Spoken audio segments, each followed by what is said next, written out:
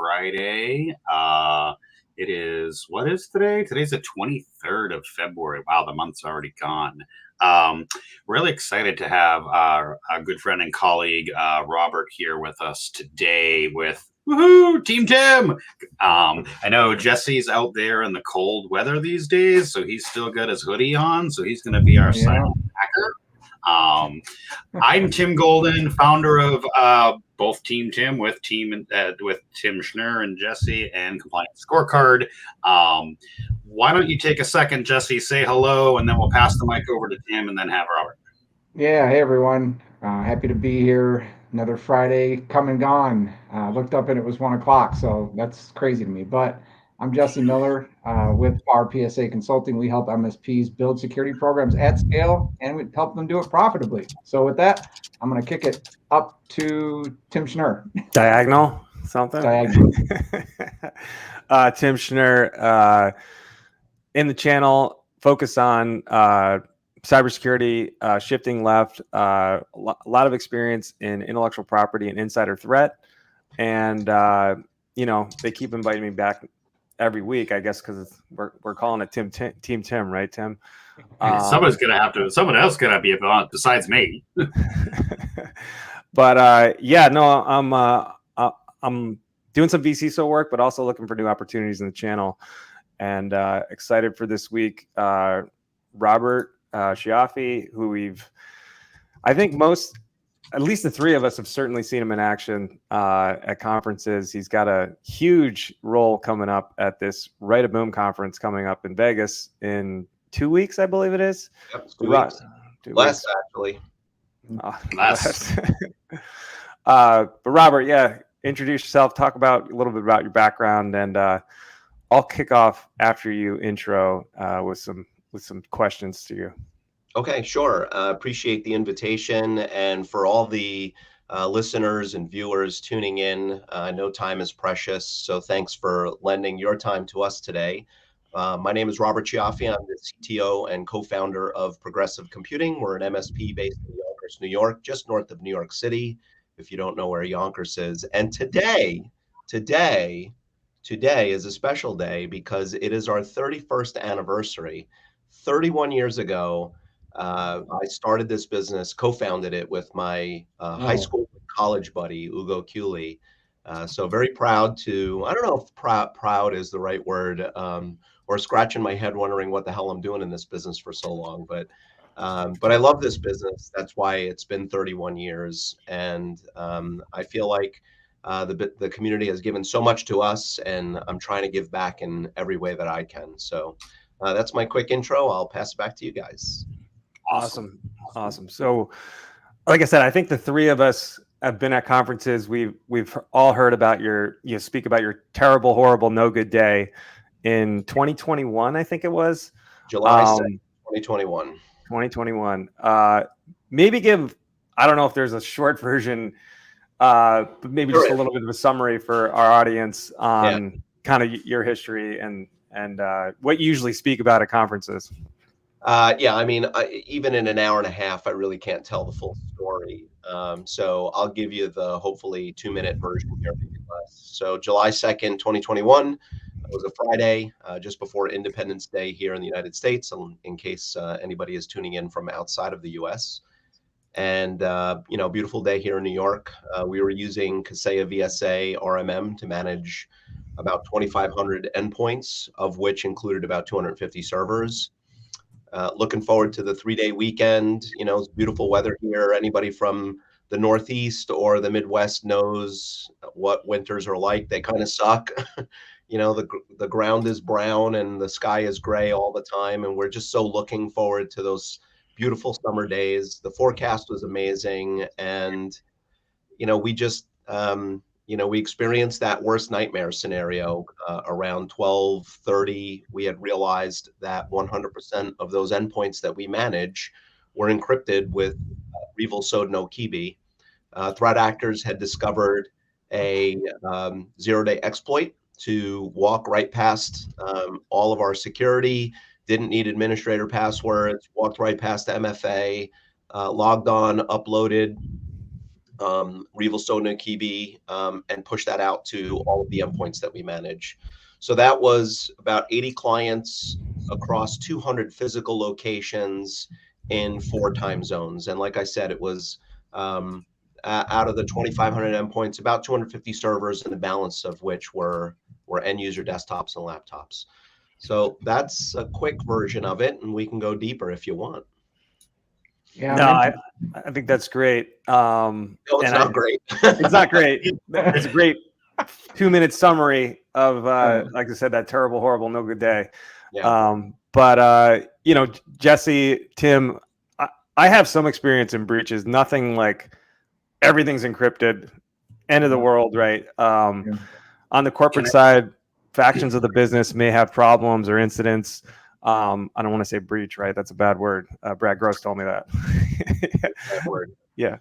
And but you know, it's different, right? When it's personal and it's not like a corporation where, you know, people are just doing their jobs and they have roles and to you know, in an incident response plan. But Jesse, Tim, maybe you guys can talk about your history. Right, boom. Yeah, the first one we had dealt with was a pretty significant client incident, and it was, I'd say, a little bit different than Robert's story because it was, we had prepared, and it wasn't us; it was a client. So you know, starting a security focused MSP program, you know, pretty early in the industry in like 2014, 2015, we were going to our clients giving risk assessments. This happened to be our largest client at the time. They said, no, thank you. We don't want any of your security services. We can do it ourselves. And that's what we had done, is gone and delivered risk assessments to every client that year. Well, it was about 6 months later, they were completely encrypted with Conti ransomware, right? And Conti was a very prolific actor there for a while. And so, I mean, it did throw the organization into chaos because it was our largest client. We're trying to get them resolved, but it was a different kind of thing. It was more like the big game, right? Like it's go time. Here's where the rubber meets the road. You know, we did an excellent job, I think, for the first one. You know, put our incident response plan into play, executed on it, and eventually got the customer back up and running. They didn't pay. They ended up not paying the ransomware or paying the ransom. They didn't have backup, so we were pitching them a cloud migration at the time. So they said, okay, we're signing off on the cloud migration. Here you go. So we just built the cloud environment net new and migrated them over, and you know, got them back up and running. It was extremely painful. And I'll tell you what, you think you know, but you learn so much in the throes of that incident that, you know, it really influences the way you look at an incident, and kind of, I think, colors the things you think are important are not as important during an incident. So I have some other questions, but I want to hear from you, Tim, your story about an incident. So is this where I share the one where I encrypted and ransomwared myself? Sure. So TLDR, I was trialing a new tool. One of the features of that tool around data discovery and monitoring, one of the features was like, you know, protect the data. Not knowing enough about it, didn't really do my homework on as well as I should have way back in the day. I was like, of course I want to protect my data. Check. Fine, no problem. You know, we evaluated the tool for a couple of months. I decided I didn't want to use it. So I went to their portal and did the uninstall through their portal. Everything's all well and good. All of a sudden, you know, one file server in, like, you know, California, hey, I can't get to this file. Another file server a couple days later in Florida, hey, I can't open this file. And then we kept seeing this repeating pattern, like random files not being able to get opened. Okay, kind of sounds like a ransom, but I'm not really sure. Random things here and there. And so I started like opening up documents, looking through them. There was, you know, a signature across the top of every single file. And it was the exact same signature, but it was just random files across, you know, the entire organization. Well, come to find out, I got, our great friend Wes Spencer. I got Kyle over at Huntress. I brought in like the people I know to bring in, like, what is this randomness? Long story short was, when I uninstalled the software, it didn't decrypt all the files before it removed the agent. So the files were there and we could open some of them, but not all of them, because not all the files got de-encrypted. And the tool, I'm not going to call it out or whatever, but I essentially ransomware like 7 locations and hundreds of random files across multiple different file servers that I then had to go find. And thank God we had backups, but it took me and people way smarter than me, like the people from Huntress and Wes, who was at Perch at the time, like we were all baffled. And had I not looked at add and remove programs and saw like there was a signature still left there, and I was like, oh my God, I wonder if it was that. And it was. So I ransomwared myself, and that was bad. Pretty embarrassing story, but I'll own it because I didn't know any better at the time. Good job there, Tim. Good job. Yeah, it's a little harder to get mad at yourself, right, than some nefarious young little boy from Eastern Europe, in Robert's case, or I guess it was another actor as well, right, who was still at large. There are multiple actors. One is still at large. At least one other is still at large. Yeah. Yeah, it's interesting that we're talking today and recounting this, because I was just talking about as we learn from these incidents, and I think if you've been through one, you have invaluable experience, right? But it's interesting we're talking today in the wake of this Screen Connect 0-day that's been out there, right? And that has been causing, it's very similar to the Kaseya problem that you experienced, right, Robert? Maybe not an exploit exactly, but the level and the ease of bypass is pretty straightforward, right? Well, I think we're still early in it, right? We think that we're already past those early stages. I think we're still in those early stages, because I've been thinking about all of the companies that have been victimized by this, but we just don't know it yet. Right. Yeah. And so I can see this as being something that is, there may be some residualness of this where we hear in the upcoming weeks or months, or maybe even a year later, that, someone kind of raises their hand and say, yeah, I was one of those guys, we had a bunch of data stolen, exfiltrated, or, they used it to push ransomware or whatever they did. Right. So I'm still holding my breath, waiting for the shoe to drop on that. Yeah. And I think though, like what I think we're all pretty aligned on, at least, well, maybe I'd like to get your feedback on it, but the fact that ConnectWise did take some proactive measures and shut down the licensing to prevent further exploit, had that incident occurred with Kaseya or not occurred with Kaseya, and we didn't have precedent for this, maybe they wouldn't have done that, but they've seen and learned, right? So I guess in your experience, what have you learned the most, and what are you applying the most as you help educate the industry on incident response that maybe they're not thinking about, MSPs that are not thinking about it, haven't gone through it? Oh boy, there's like so much to unpack in that. To give one piece of advice is really hard. I mean, it's the thing. If I had to really say one thing, it's advice that we all already subscribe to and know, and that cybersecurity is a journey. It's not a destination. You're not showing up to a conference and walking away with all the secret magic, pills. Right. It doesn't work that way. I have a philosophy of, and it's, it's a little bit sort of taken from a page from Atomic Habits, that sort of 1% improvement every day. I keep telling my team, if we could do one thing a little better today, right, and just keep stacking those every day, we'll just continue to increase our cybersecurity posture, our ability to not only defend against attacks, but to be resilient in the event that one will happen, right? It's not a matter of the if, it's the when. So, I wish there was something that I can point to say that, hey, if you do this, that will, really, that'll take you from 50 to 70 or 50 to 90% secure. No, this is, it's a marathon. It's not a sprint. It's certainly not a one-day race. I mean, I can't believe it's still 2024 and we're still having to press the issue on multi-factor. Like it just boggles me. And right. And how long have we been, how long has that been a very prevalent part of the conversation? I'm just going to throw a number out. I don't know if I'm right or wrong. 3 years? Like, that's a long time. And we're still having this conversation. Yeah. I was going to say, go ahead, Jesse.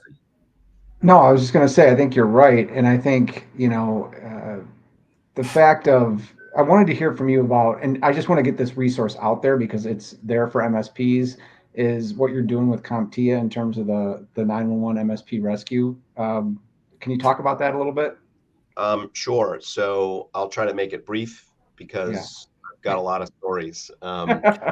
So remember the attack took place July 2nd, 2021. Hmm. Such tremendous help from the community, both our peers as well as Hmm. solution partners, the Axients, the Huntresses, the ConnectWises, the Pax8s of the world. Hmm. People showed up to help us en masse in lots of different ways. In fact, I even had a stranger show up at our office from Iowa, Jim Allen, if you know Jim from ACES, Iowa. There you go. He came here. He didn't even know us. He heard through a friend. But anyway, Yeah. so there I was. It was in August. Still heavily licking our wounds, and I was reflecting on the good fortune we had of being so well vested in the industry and had built so many good community connections, which came to our aid not just that day, but for the month. Right? Not Hmm. it was Hmm. significant investment on their part as well.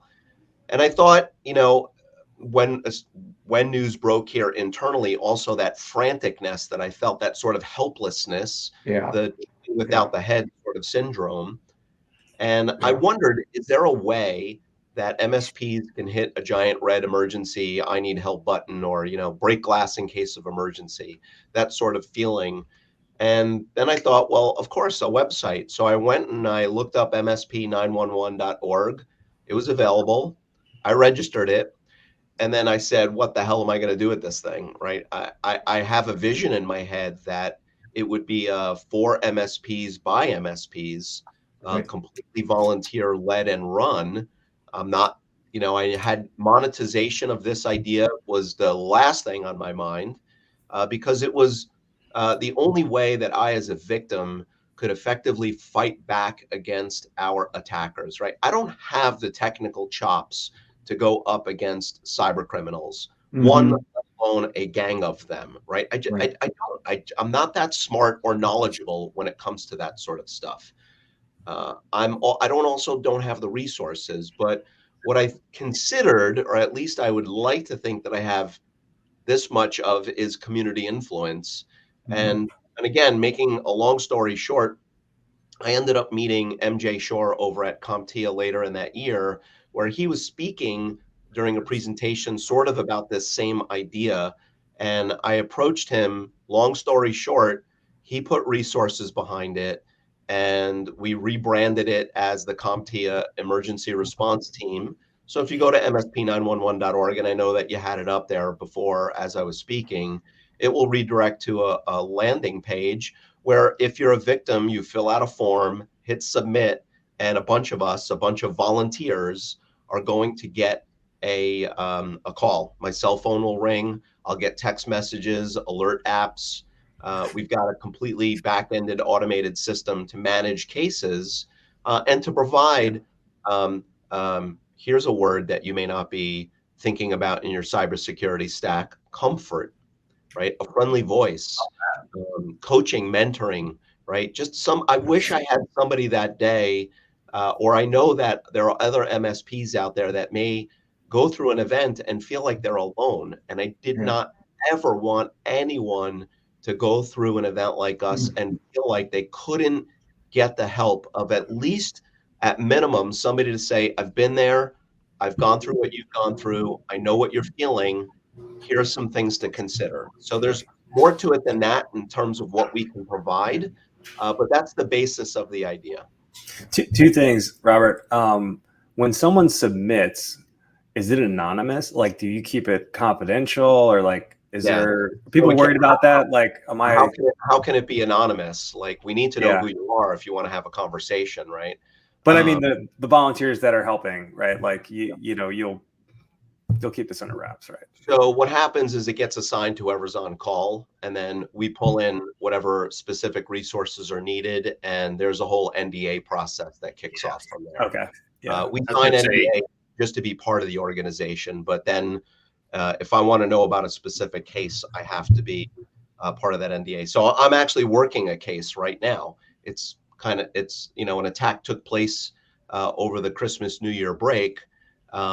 Somebody's business was completely ransomware, very similar to what happened with us. And I've been providing I've been providing a shoulder to cry on, is essentially it. Because they were all, by the time they contacted us, they were kind of already through the worst initial part of it. Yeah. But now it was just like, come on, keep your spirits up. I know that you're feeling whatever you're feeling. I know that this bad stuff is happening, but you got to push through. You got to energize your team. You got to reach out to those customers that are pissed off, and I don't know, send them a cake or something. Show up with donuts, something, so that you don't lose your business and your livelihood. That's a really great spot into our next question about, learning from those emotional scars, right? And I love the fact that you use the word comfort, right? Because, and Jesse, I'm sorry, I didn't mean to interrupt, but kind of talking a little bit around like lessons learned. Like we always forget, or we tend to forget, I hate to use absolutes, we tend to forget about like, there are real people behind this. Yep. There are humans on the other end that forget to eat, forget to drink, forget to and like that emotional piece behind it is just, I can't fathom it. I mean, I know when I did it myself and I was a wreck for weeks trying to figure this out. And maybe talk a little bit about that. Well, for sure, we had people here who were working 18-hour days constantly. I remember it was the second Sunday in our event. So I think we were probably, I want to say maybe 10 days into the whole thing, where we just ordered the entire team to stop. And I had people resisting, like, no, I want to keep going. I'm like, no, you need to go home and rest. So most people complied, but there were just some who couldn't bring themselves to doing it. So, I think, Tim, you're hitting it on the head here. We think about technology, we think about the MSP business, we think about response and recovery and frameworks and tool sets, and we think about it just being bits and bytes and technology, right? It's not. There are real people here whose lives can be affected in a very negative way. Not only as they're going through this, but also in the aftermath. And we cannot lose sight of the human impact, the psychological impact. If I may share for a moment that I don't have a diagnosis of PTSD, but I'm telling you, from what I have read, it sure in hell feels like I have it. I might be joking and smiling, and you guys might see me presenting on stage, and every once in a while you'll see that I'll crack.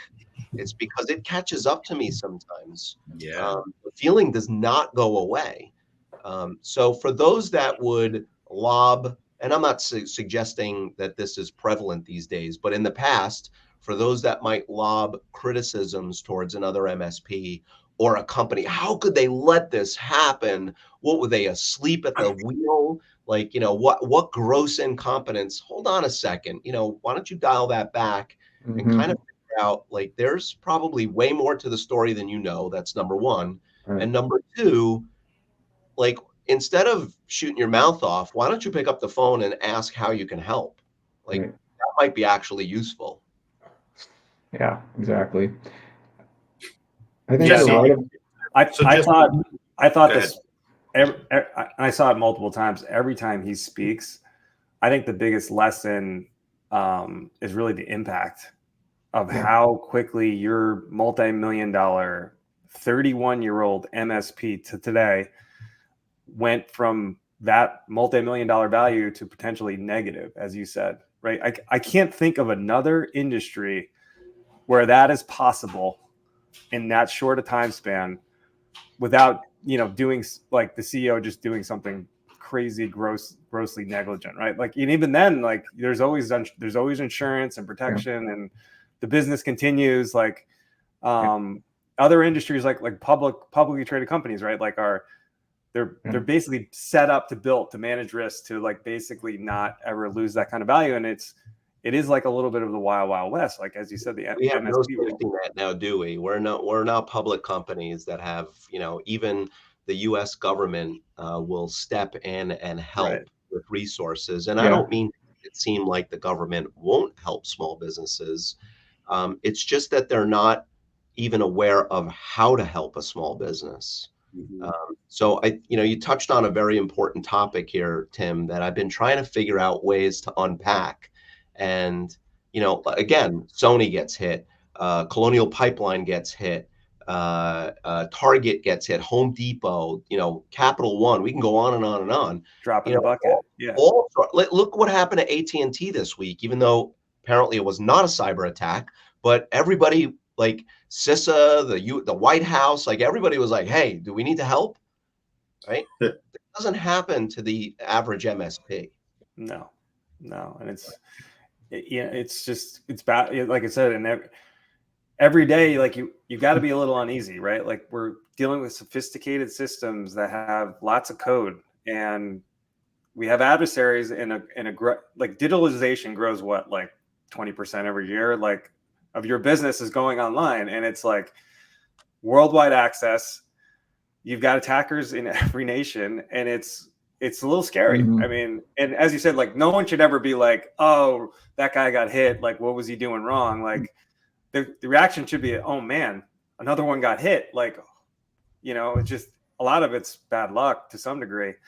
Certainly in your case, I mean, it was like it had nothing to do with, it was basically supply chain for you. Supply chain. I mean, I'm not trying to be defensive here, but just Right. mainly stating facts. We were on the very latest security patch. The only release that we were behind on was a feature upgrade. But the last security patch that was released by Kaseya was believe it was at the end of May of 2021. So this was early July. I mean, we were fully patched. We were implementing MFA. We were following the prescription of what they recommended you should do to protect. And again, I don't mean to make it about me or that specific instance, but I think you land on the important fact here is that everything is very interconnected here, and supply chain attacks are only going to get worse and worse and worse. We were just talking, I forget who I was talking about this with the other day, about how threat actors are compromising, and this is nothing new, but threat actors are compromising companies, but instead of attacking them, what they're doing is they're attacking who they're connected to by impersonating them, Yep. right? So now you think you're dealing with the CEO of that company that you always deal with, and yet you're not. So there's a lot of things to consider here. Yeah. Yeah, I think that's a huge piece, and people don't always agree with me on this, but I've always been a fan, having worked in SEC regulated industries for a long time. I think the SEC actually does have some pretty good pragmatic approaches to ensuring that their regulated companies adhere to cybersecurity standards that actually make a difference, right? And so, to your point, that's why you see in the new cybersecurity rules this year, they require you to disclose on your 10K statement what you're doing for third-party risk management. Like that's now a requirement. Yeah. If you're a publicly traded company, you have to say, I'm either doing it or I'm not doing it, because that's material, right? Yeah. Mhm. So and it's funny that that doesn't apply to MSPs. yeah. Well, And we're the ones with the keys to the kingdom, right? Yeah, if you want to open up a giant can of worms, not yet, right? Until government decides to regulate us. So, not to throw a hand grenade on the table here, but I think we need to police our own before we get policed. Yeah. Well, I think you're right. Go ahead. Yeah, Ted. that brings us back. I was going to say that brings us back to CompTIA, right, and the Trustmark program, right? Having worked with Chris Johnson and the team over there to build out a framework to help MSPs become an SRO, a self-regulated organization. There's plenty of models. Look at like law firms. Look at like the board, right, for legal, right? There's plenty of organizations, and CompTIA is on the forefront of that, right? CompTIA is, built this framework, built this Trustmark piece so that we can essentially self-regulate before we get regulated from people that probably have no business regulating us because they don't know who we are and what we do, right? Yep. At the end of the day, it always boils down to the MSP 911, like us working together, right? Yes, we're competitors as vendors across platforms, across MSPs, even in our own hometown. But, who says it all the time, better together or rising tides in ships, right? Being able to work together, especially during an incident like this recent one with Screen Connect. So we have a bunch of people listening right now. If you could maybe drop a comment in, yes, no, maybe, around, have you been affected by Screen Connect, or what kinds of things have been coming up in your conversations with your clients about the Screen Connect, right? We'd love to hear from the audience as we're kind of meandering through the rest of this conversation. Robert, I was going to ask as well, have you gotten a 911 org anything on that yet, or too early? About this? No. Yeah, we haven't. We anticipated, my Jason Slagle, who's on the leadership committee, he was texting me. I don't mean to laugh about it, but he was really concerned that we were going to get flooded with calls. Thankfully, we have not received any yet about it. However, like I alluded to earlier, it may be too early. Yeah. If I haven't patched on day 1 or day 3, it's unlikely. I mean, this is just my speculation and theory, that if I didn't wake up to that news by then, the likelihood is that I'm never going to patch because my head's in the sand. Yeah. It goes back to, we're all here on, in social media and kind of in this MSP sphere, commenting and getting these notifications, and we're plugged in, for lack of a better word. There's plenty of MSPs out there that aren't as plugged in as some of the people that are staying in tune with the industry, right?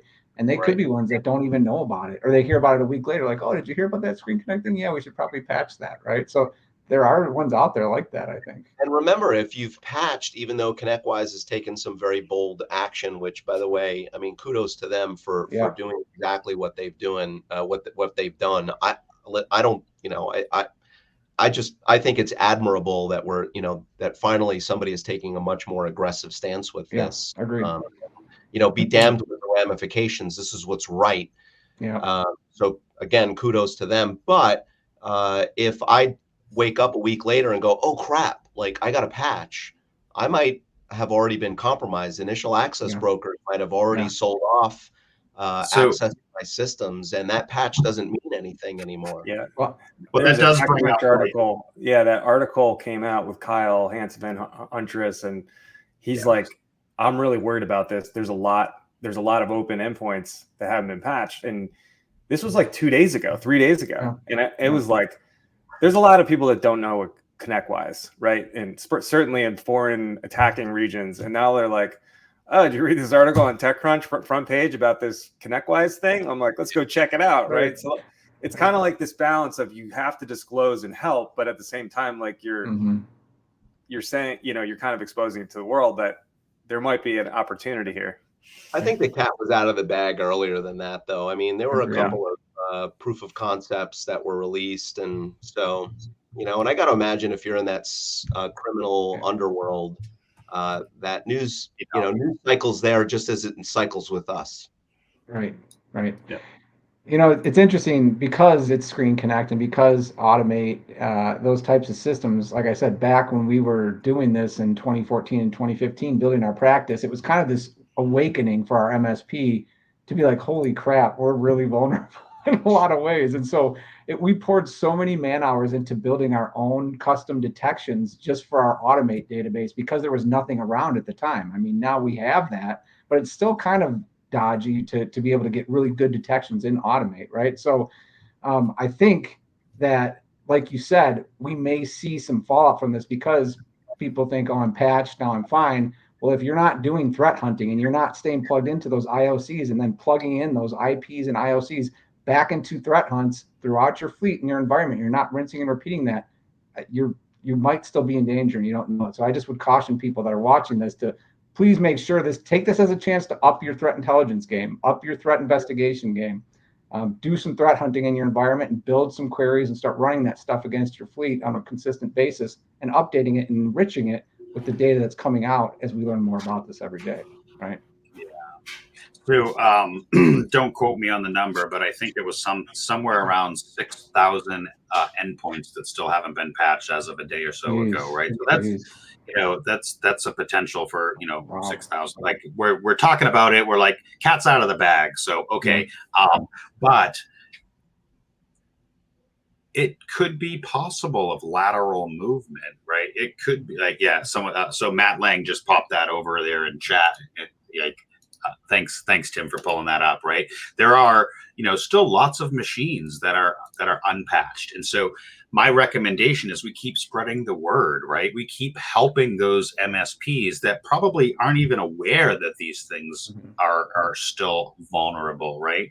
And Robert, you were saying like the MSP 911, the CompTIA emergency response team geared up in preparation for this, but you haven't started to see that. But we might not know the extent of lateral movement yet, right? We might not know what that would look like. It is quite possible that your phone might start ringing tomorrow or tonight, right? That was my point, Tim, was that I don't think the worst of this has come out yet. I mean, it feels like, the news broke, everybody's talking about it. Everybody was fearful and nothing happened. So, all right, whatever, let's move on. Yeah. And I think that we're still I'm agreeing with Kyle from Huntress that I think the worst of this is yet to come. I'm gonna share wrong, by the way. I really, really hope I'm wrong, but I mean, don't share this real quick. Yeah, go ahead. Let me just share this real quick because this is scary.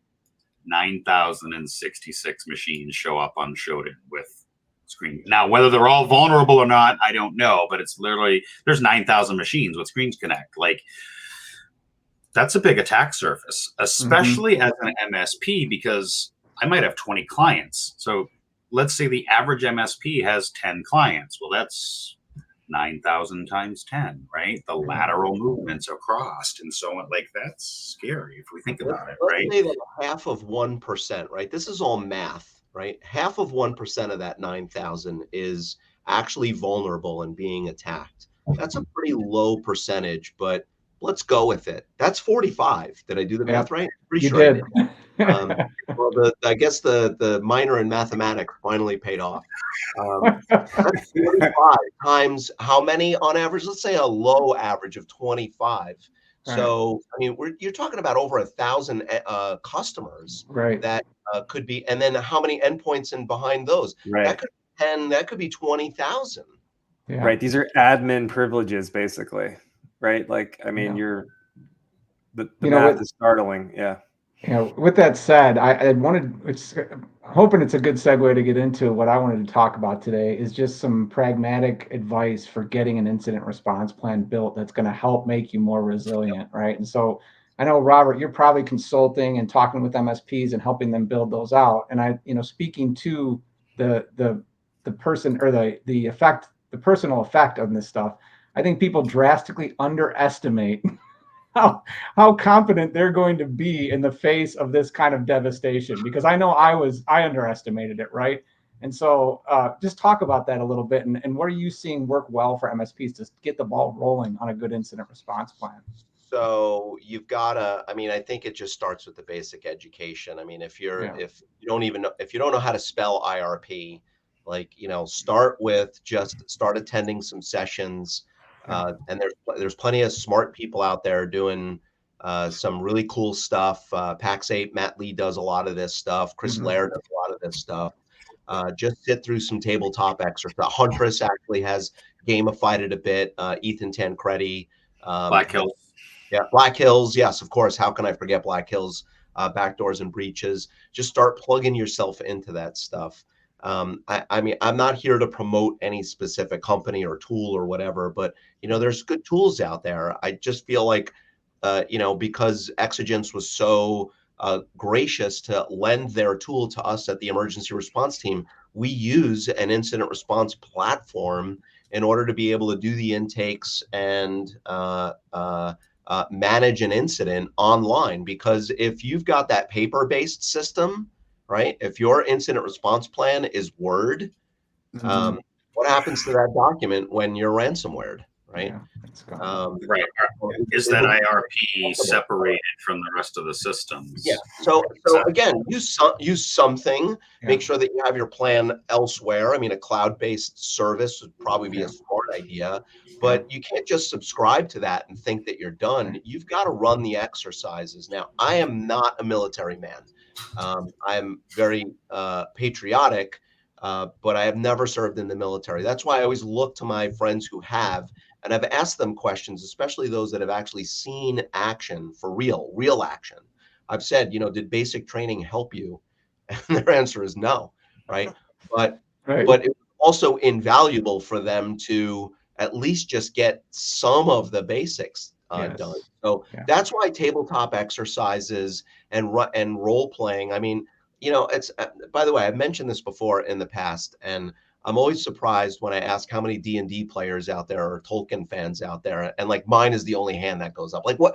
We're IT professionals. Isn't the basic requirement to be in an MSP is that you have, you've played a lot of Dungeons and Dragons?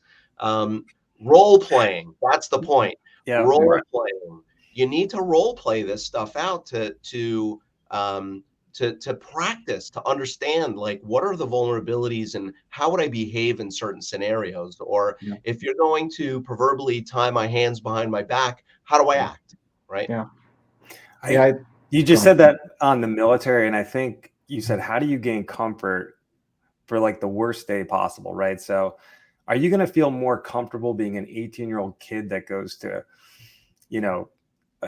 Marine Corps basic training, or are you going to feel a lot more comfortable going to war and you're a Navy SEAL at a Coronado, right? Like drills, right? And like how many rounds those guys fire and how many times they practice, right? So I think the more you practice and the more experience you get, you're going to feel a lot more comfortable for that worst day, with facing that adversary. So I think this is like where high school football players asked to somehow compete in the Super Bowl during game, an incident, and we're just not prepared. Like we understand the basics and the concepts, but we're just not ready.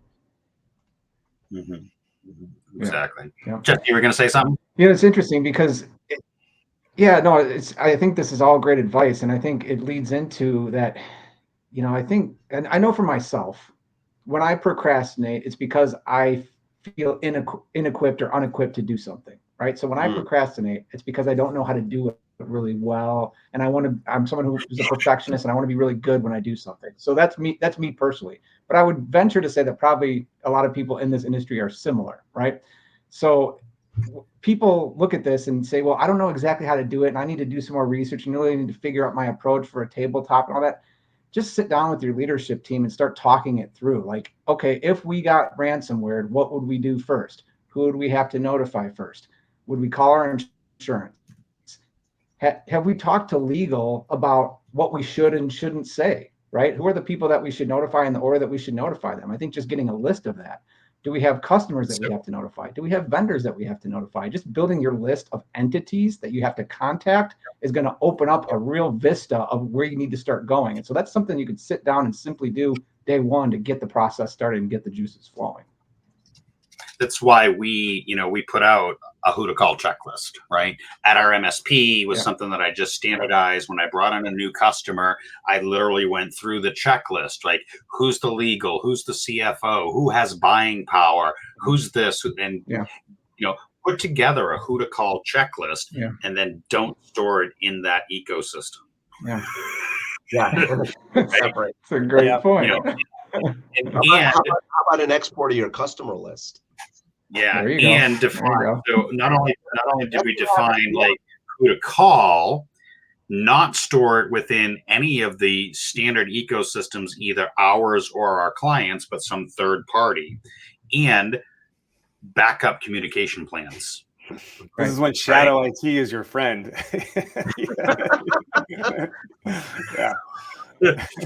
Well, I don't know. I wonder how many MSPs actually ask their customer, like, who's your legal team? Can I get the contact info? Who's your insurance carrier? Can I get the contact info? Yeah. Right. That's a hard conversation to ask, but How about Our keeping, connect server was compromised that day, so we couldn't get to our customer list. Like we had no right. way. Well, I mean, we had ways to contact them, but only through memory or digging through email. Yeah, Right. I heard an incident response insurance call webinar recently, and they're talking about paying the ransom, and the attacker enters the Zoom call. It was like, you better pay. So I mean, you think about how like everything is compromised. Like how far can it go? So like, how do you air gap that shadow IT or whatever you want to call it? So Yeah, you have to think that through. Out of band communications is a huge problem that you should solve for ahead of time. yeah. That is one that at least, and I've made mistakes in incident response. Don't get me wrong. I'm not some perfect, done it all right. I've done it all wrong, so I know how to do it better. I guess that's probably what I would say about myself. But in terms of out of band communications, there's some really simple steps you can take. Is get your leadership team and your incident response team on signal chats ahead of time, right? Just do some, or whatever you want to use, whatever your encrypted channel, out of band channel is, and just get that in place so that you can start responding with those people. I think things like getting an IR retainer in place with a reputable firm that's outside of your insurance, right? And then working to get somebody that you like on the insurance list that you can use. But you want to be able to bring them in. For example, this would be a perfect example is the screen connect issue. We don't know if we're compromised. We think we are. Well, insurance is not going to pay for that, but I can go tap into my IR retainer I have with Mandiant or SecureWorks or whoever else is out there, right? Arctic Wolf, whatever it may be, and say, hey, can you guys come do a sanity check on my environment? Yeah, it's going to cost me 5-10 grand, right? But at the end of the day, I can be really comfortable that I don't have to worry anymore, right? So, and I can stay vigilant, but that's money well spent, in my opinion. So. Yeah. Tim, I wanted to ask you, and we don't usually, we're pretty vendor agnostic here, but I know you've got some great resources on Compliance Scorecard. Is it really just an incident response plan? Is it kind of like an escalation tree? Like, what are some of the things that you're selling? Again, we don't like to talk about ourselves, but since you brought it up, I'll be brief. We worked with Fifth Wall, right? So Fifth Wall Solutions, right? Cyber liability insurance company. We all know who Fifth Wall, Wes, and Dustin and Reed and that. We all know who they are. And so I took my IRP that I had been using in our federal environment for years, and I sat with them and I was like, what do you see here? What's broken? How can we improve this? So we work together collaboratively to put together a solid incident response plan. And there's one big section right here in the middle that is great big bold red text and says, stop here and call your insurance company, period. So that's available, but the who to call checklist is available too. I think that is probably the first place. If I'm an MSP and I don't have an IRP, an incident response, I'm afraid, I don't know, it's scary, all the things that we've been talking about for the last 45 minutes. Probably the first thing you should do. It is February. It is the beginning of the year. You're about to start your quarterly business reviews if you haven't already. Grab the who to call checklist, start building that out, and store it someplace separately. And as Jesse said, have a backup communication plan, a Signal group, a WhatsApp, carrier pigeon. Have a separate section or a separate line of communication. Mm-hmm. So, I mean, I could go on and on, but thanks, Tim. Have an IRP. Too afraid to build out an IRP? Start writing down, pen and paper if you have to. Who's their insurance carrier? Who is their point of contact? And it doesn't even have to be around an incident, right? Around a breach. I hate to use that word. Server goes down and you need to go buy something. Do you have the CFO and their credit card? Right. Or are you picking up that cost? Right? Even just like that, right? If you think about it that way, right? Who to call checklist would be a great place to start as building this out. Yeah, that's great advice. Yeah. So Robert, and top 3 things that you wish you had that day. customer list?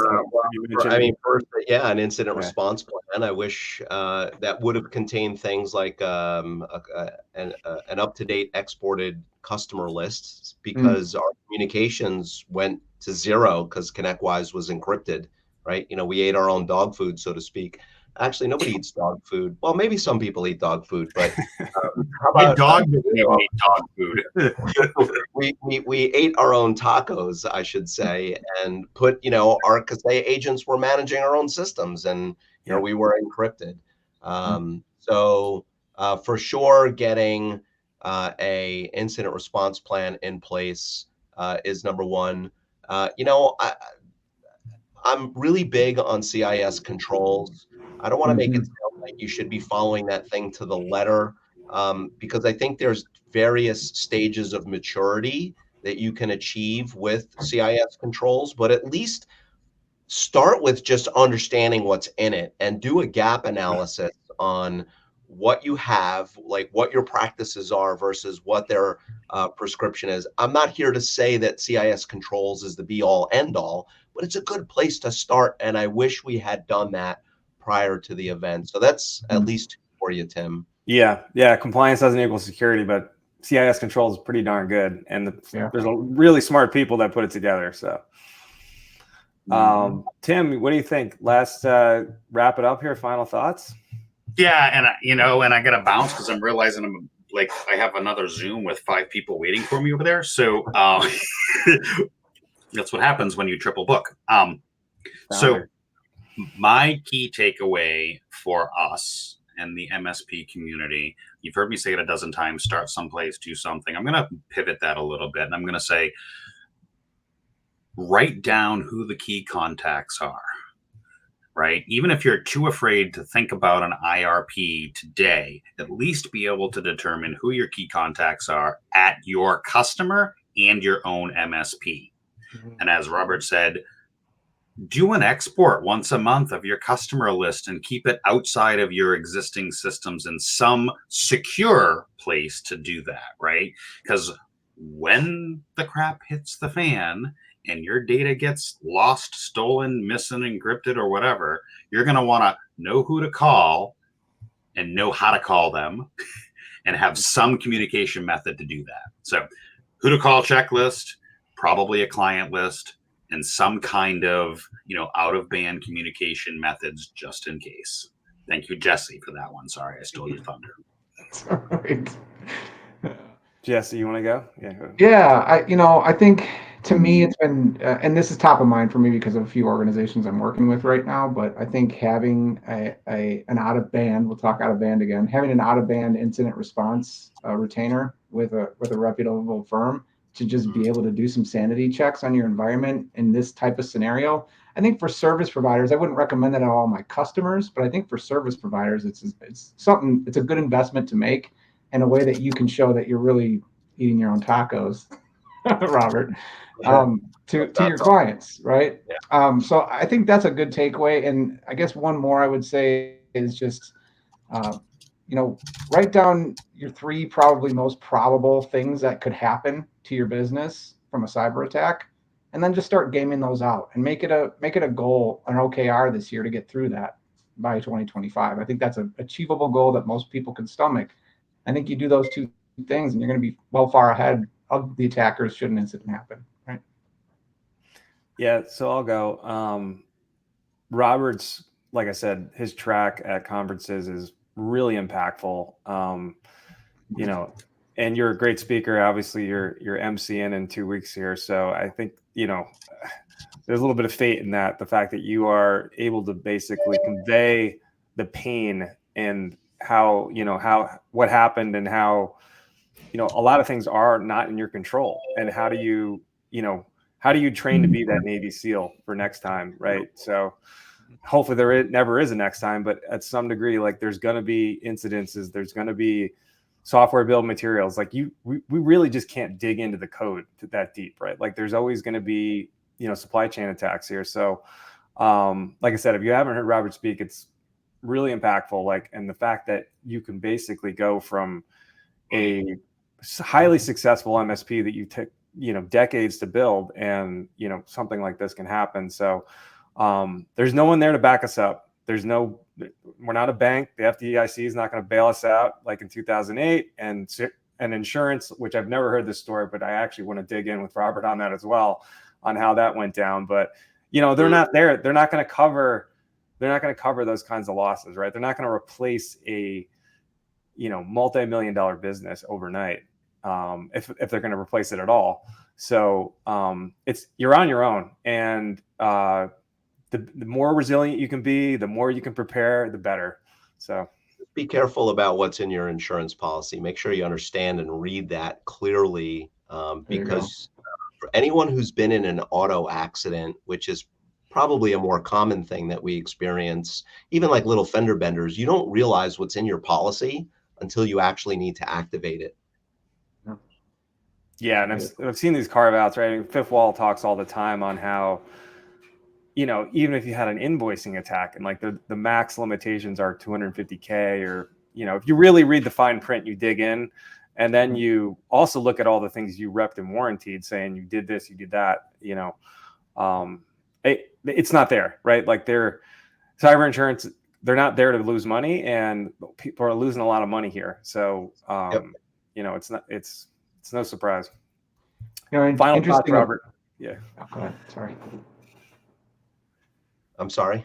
Final thoughts. Yeah, we're just kind of. Yes. I don't have any final thoughts. My thoughts go on forever. So that's final thought. Listen, this is true. If you're going to be, I can't shut up. If you're going to be at Right of Boom, please, I'm going to be super busy, but I would love to be able to meet anybody who's listening. If we have not met, I'm happy to continue the conversation, privately, publicly, whatever I need to do to just keep making sure this community keeps moving in the right direction, and forward. Awesome. Tim, wrap it up. I think I'll check what we got next week, but I am. Hold on one second. I'm getting us over there. We're ending 4 minutes early, unless somebody has something else to say. If not, I got my Zoom over here. All right, go ahead, Jesse. I thought it was really interesting what you said about read your policy and know what's in it. I got a farm story about that recently. We had a big hailstorm in Minnesota this winter, and golf ball sized hail just not shredded, but just destroyed the exterior of the barn and the shed. And so when I went to file my filing claim, guess what I found out with my farm policy? It doesn't cover cosmetic damage. Oh. So because there was no holes in the side of the barn, I get nothing. So I thought there were holes. I know there were. I could see at least shotgun holes in there at some point. That's the pigeon's fault. Let's put it that way. Okay. All right. So thank you, everybody. Robert, thank you so much for coming on and sharing your story. Just remember, at the end of the day, there's people behind all of these things. There's real humans with real emotion and real psyche that we need to make sure that we're taking into consideration. Yes, we have to tick the boxes, do the ones, do the zeros. But just remember, buy them a pizza, get them a coffee, kick them out of the room, give them that reprieve, and maybe bring in somebody that's not in your business to talk to them, right? Mm-hmm. There are real humans behind all of these horrible stories. Don't forget that, and give your team the support that they need. Thanks, everybody. Tim Golden, one of the founders here and of Team Tim. And we will see you all next week. Oh, I suppose I should do the thing, right? That'll pop up right now, right? So we're doing identity. Go ahead. Identity access for MSPs, right? Multi-tenant identity access. So, I mean, this is a complicated one that's really, really important. So excited for that. All right, everybody. Now do the like and the subscribe and the share and the tell your friends. Subscribe now.